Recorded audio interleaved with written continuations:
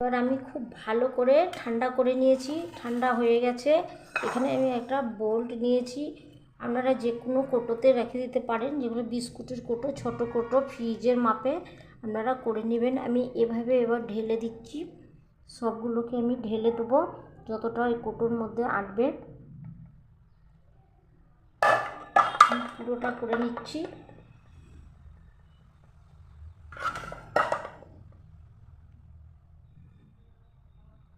এবার আমার সবগুলো ঢালা হয়ে গেছে।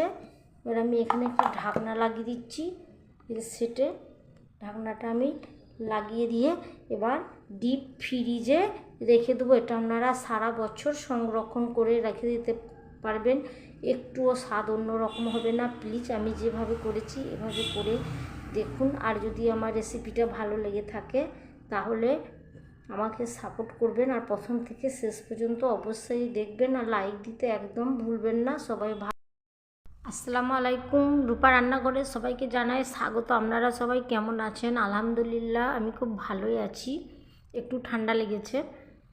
এবার এখানে আমি দুটো তাল নিয়েছি, তালটাকে খুব ভালো করে জলে পরিষ্কার করে নিয়েছি। কালো তাল খুবই মিষ্টি হয়।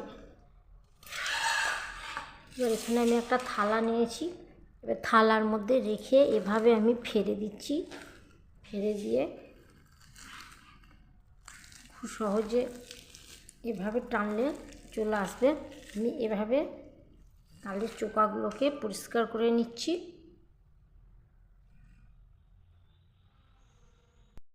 ছাড়িয়ে একটা গামলার মধ্যে করে নিয়েছি। এবার আমি একটু একটু করে জল দিচ্ছি, যে জল দিয়ে এভাবে খুব ভালো করে একটু মেখে নিতে হবে, তাহলে রসটা খুব তাড়াতাড়ি বেরিয়ে চলে আসবে আঁটি থেকে।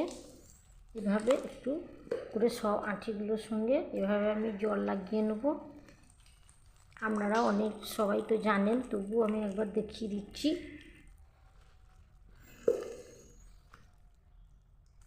এভাবে খুব সহজ করে একটু জল লাগালে তালের মাড়িটা চলে আসবে। আপনারা যদি বলেন যে ছাকনা দিয়ে করবো না, এভাবে টেনেও দেখুন মাড়িটা চলে আসবে। আমি যেভাবে করছি এভাবে আপনারা রসটা বের করে নিতে পারেন। এবার একটা থালার মধ্যে নিয়ে একটা গ্রেডার নিয়েছি, এবার গ্রেডার দিয়ে এভাবে তালের রসটা বা মাড়ি যেটাই বলুন না কেন বের করে নেবো। খুব সহজভাবে বেরিয়ে যাবে, দেখুন খুব সহজভাবে বেরিয়ে যাবে। এইভাবে করলে কি হয় বলুন তো, তালের যে চোকা থাকে সেই চোকাটা এর ছাকনা গ্রেডারের মধ্যে ধরে নেবে, তালের মাড়িটা আর খুবই সুন্দর ভালো হবে, স্মুথ হবে। দেখুন এভাবে খুব সহজ, এভাবে করে নিলে আর আপনাদের দুবার করে আর তালের মাড়িটা ছাকনা দিয়ে ছাকার কোনো প্রয়োজনই পড়বে না। এর মধ্যে কোনো তালের চোকা যাবে না।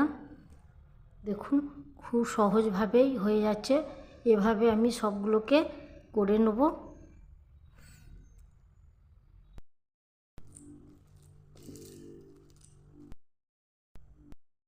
এবার আমি একটা হাঁড়ির মধ্যে ঢেলে নিয়েছি, গ্যাসের ফ্লেমটাকে আমি লো টু মিডিয়াম করে রেখেছি।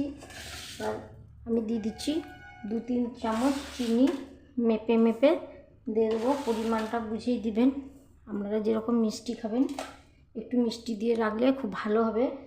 এর মধ্যে আমি দিয়ে দিচ্ছি একটু লবণ দিয়ে দিচ্ছি। আর তালের মাড়ির স্বাদটা যেন অটুট থাকে, সব সময় একটা ফ্লেভার ছড়াবে, সেজন্য আমি দারচিনি আর ছোট এলাচ দুটো থেতো করে দিয়ে দিচ্ছি। আর দিয়েছি আমি সামান্য একটু জল, আমি আর একটু জল দিয়ে দেবো।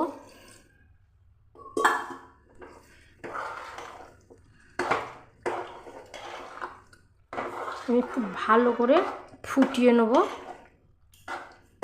গ্যাসের ফ্লেমটাকে আমি লো টু মিডিয়াম করে রাখবো, হাই ফ্লেমে রাখবো না। হাই ফ্লেমে রাখলে পুড়ে যেতে পারে, তলে লেগে যেতে পারে, লেগে গেলে অন্যরকম একটা স্বাদ হয়ে যাবে।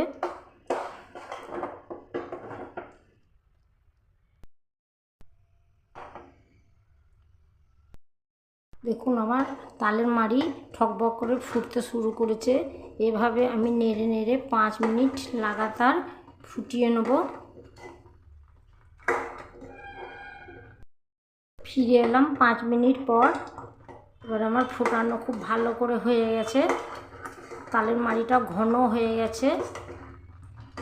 এবার আমি ঠান্ডা করে নেবো, গ্যাসটা অফ করে দিচ্ছি।